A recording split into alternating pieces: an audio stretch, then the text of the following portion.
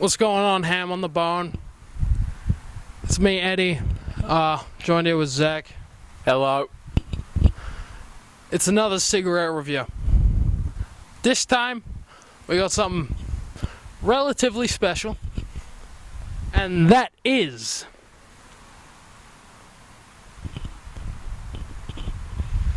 Benson and Hedges king-sized special filters from the United Kingdom. And I'm very excited to try these. Yes sir. I have had a couple, and they are mighty fine, but we'll get into that a bit further. Now, before I talk about the cigarette itself, I'm going to throw in a few clips of the box, the packaging, so you can really appreciate the elegant intricacies that lie within.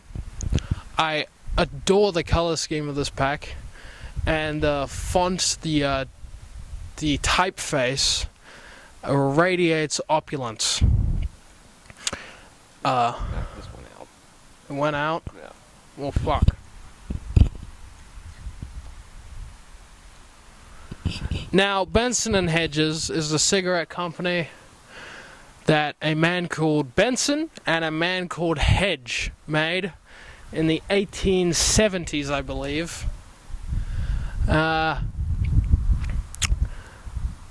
They were met with moderate success in the cigarette market, and over time they branched out.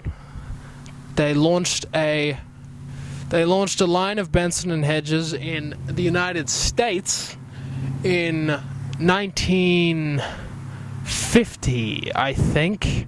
Benson Hedge are dead by then, obviously, and my fucking cigarette went out. Really windy and lovely day at the park here. Isn't nature beautiful?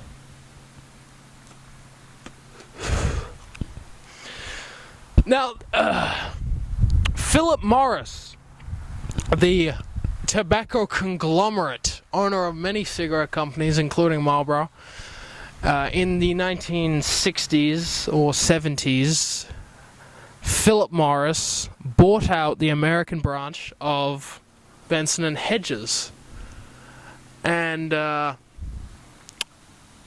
brought them to a very popular status in the United States. Nowhere near the likes of Marlboro, but they are still a decently popular smoke in the United States of America. And as for Australia, where we currently reside, the importation of Benson Hedges is overseen by the English American Tobacco Company. Benson Hedges are sold legally here in Australia, but as you all know, the tobacco taxes are extraneous, so they will be $30 to $40, and we are currently smoking illegally imported Benson Hedges from the United Kingdom itself. So the recipe might differ slightly. And they lack the really frightening images that are on regular legal cigarette packs. That's right.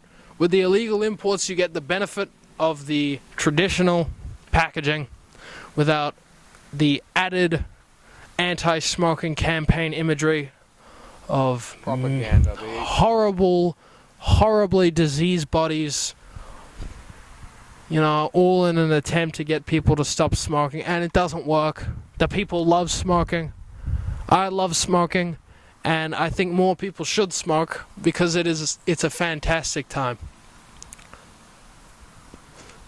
You can really appreciate the cigarette pack more, when they're illegally imported. That's right. Because, you actually get the thought of the design that went into them. You get to appreciate the hard work by the brilliant 20th century graphic designers.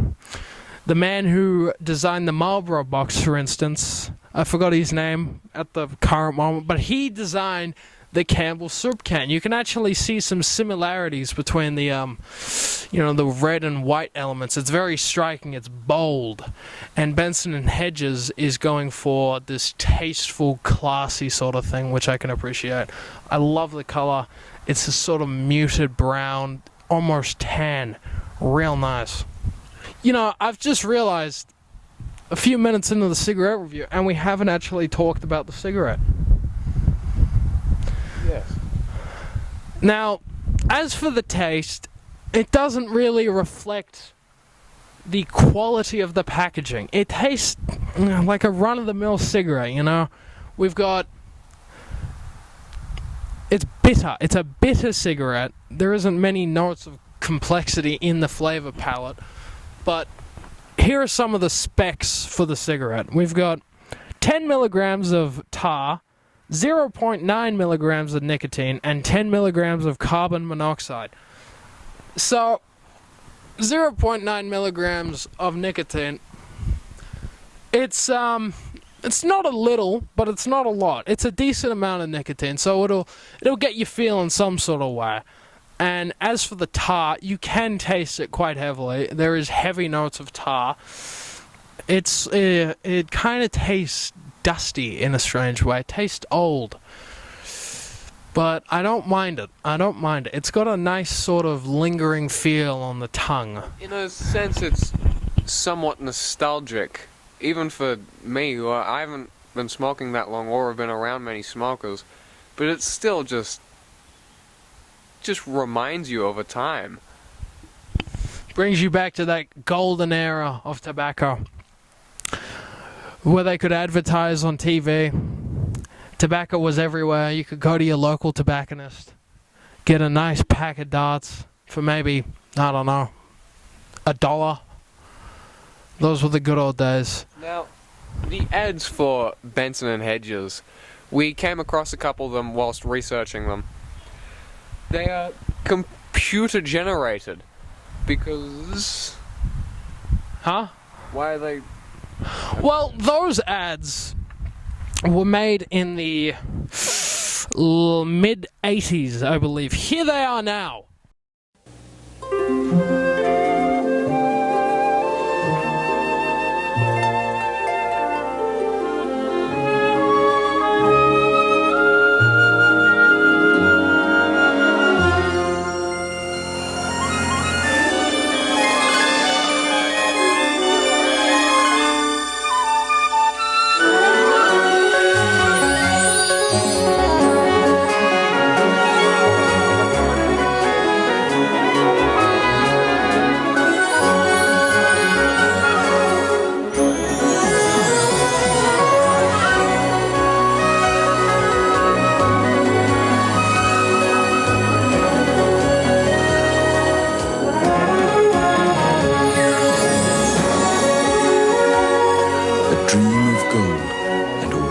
Excellence from Benson and Hedges.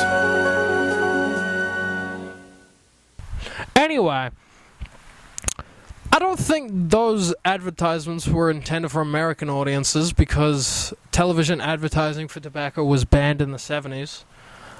And I'm a little confused on the premise and the reasoning behind that interesting ad campaign, so I will have to further research that. But there is another ad campaign from the 1960s advertising Benson and Hedges 100s, which are the 100 millimeter long cigarettes.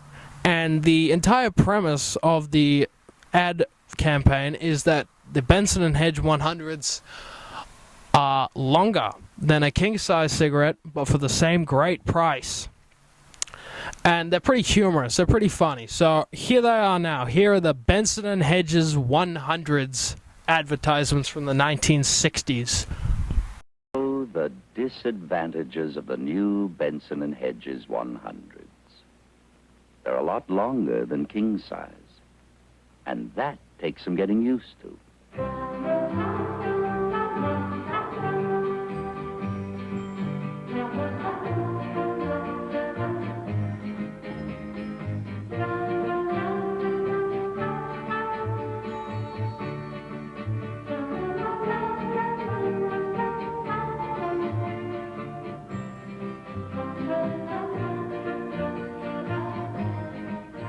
Benson and Hedges 100s are the new, longer filter cigarettes.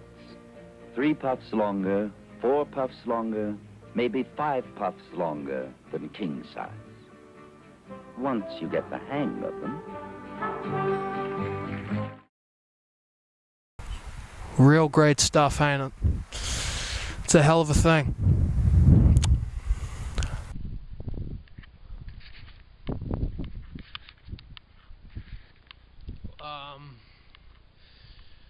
Welcome to a segment that I call Benson and Hedges advertisements that I thought were pretty good. Here's one from Life magazine. It's a good little image. Here's one from the 1980s. I think it's for Australian cricket. Yep.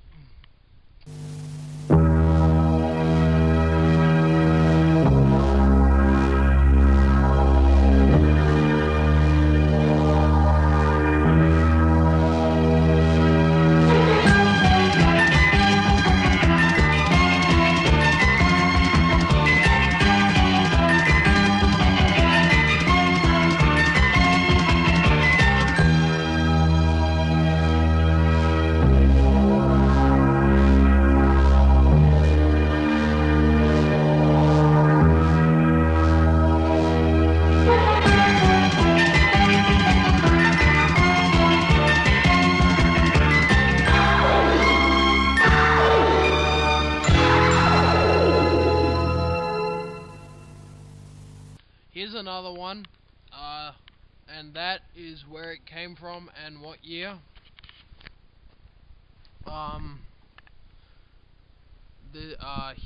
Here's a good one. Wow, I like that one. That concludes this segment. Overall thoughts on the Benson and Hedges special filter king-size cigarettes imported from the United Kingdom for the low price of $15 AUD. A decent smoke, a quality smoke. It's got a nice body to it, whatever that means. The taste could be better, but I'm not complaining. Leaves you feeling nicely buzzed. They taste dusty, but in a good way, like an old furniture store. And overall, if I had to give a rating out of 10, I would leave you with around a 7 out of 10 for the Benson and Hedges. What about you, Zach? I quite enjoy them. I do prefer Double Happiness, but these are good. You know, if where you're getting your cigarettes from don't have Double Happiness, same price, it's pretty much the same quality. I give it 6.5. Probably a 7 too. Alright, ham on the bone. Here's a subscribe card.